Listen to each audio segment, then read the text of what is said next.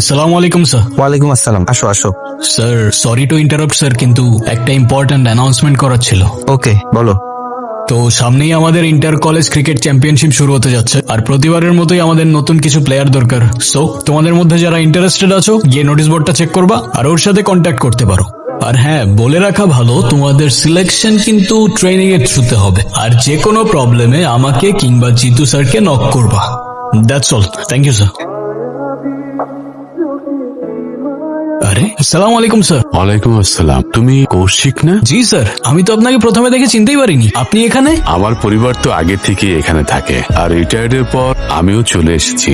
ও আচ্ছা, আপনি এত কষ্ট করে যাচ্ছেন কেন? চলুন আমি পৌঁছে দিই। না না, তোমার খামোখা কষ্ট করতে হবে না, আমি পায়ে হেঁটে যেতে পারবো। স্যার, আপনি শুধু আমার টিচারই ছিলেন না, আমার ইন্সপিরেশনও ছিলেন। আর আপনি যদি আজকে না করেন আমাকে, উল্টো কিন্তু সেটাই কষ্ট পাবো আমি। তুমি আসলে আগের মতনই রয়ে গেছো।